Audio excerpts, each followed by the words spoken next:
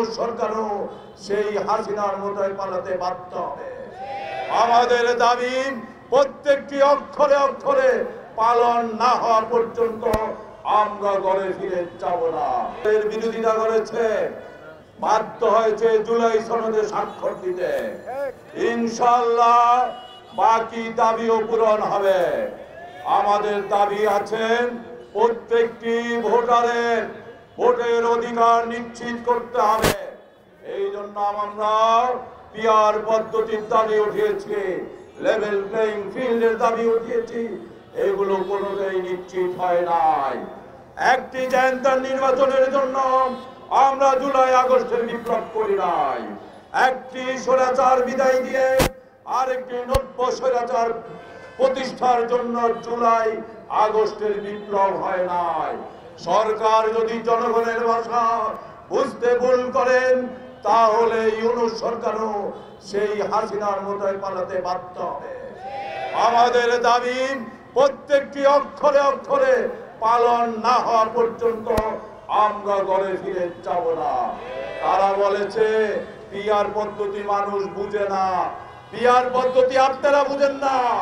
যারা এই দেশে চাঁদাবাজি করতে চায়, আগেকার বদনাম গোছানোর আগে আবার ক্ষমতায় গিয়ে দুর্নীতি করতে চায়, তারা তো পিআর পদ্ধতি বুঝবেই না।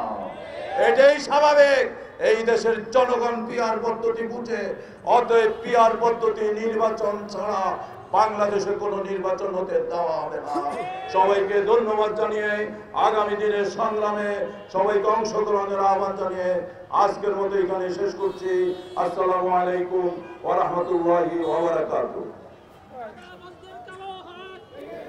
সংগ্রামী বন্ধুগণ, 5 দফা দাবিতে ইসলামী আন্দোলন বাংলাদেশ ঢাকা মহানগর কর্তৃক বিক্ষোভ মিছিল পূর্ব সমাবেশে এখন সভাপতির বক্তব্য রাখবেন ইসলামী আন্দোলন বাংলাদেশের সংগ্রামী যুগ্ম মহাসচিব, নগর উত্তরের সংগ্রামী সভাপতি অধ্যক্ষ হাফেজ মাওলানা শেখ ফজলে বারী মাসুদ।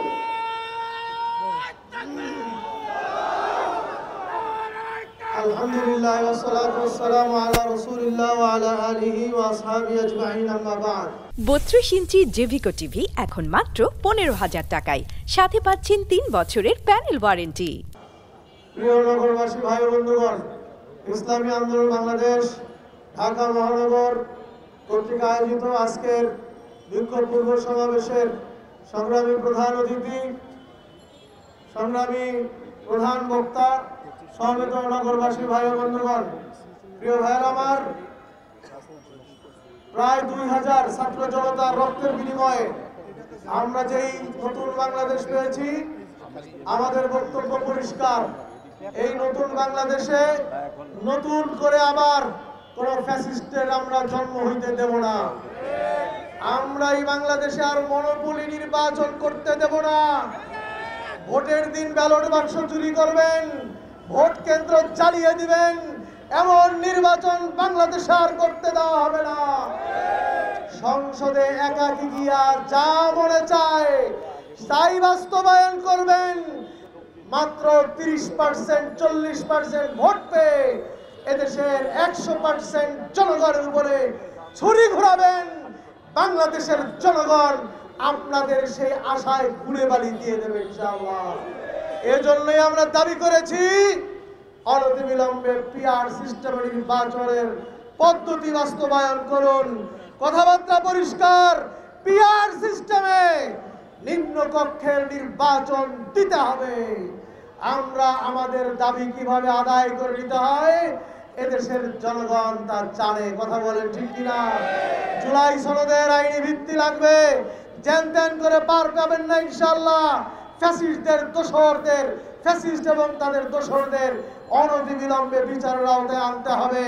আমাদের আমির ঘোষণা দিয়েছেন আজকে আমরা কর্মসূচি পালিত হচ্ছে, আগামী দিনেও সারা বাংলাদেশে বিভিন্ন সময় নিয়মতান্ত্রিক ভাবে আমাদের কর্মসূচি পালন হবে।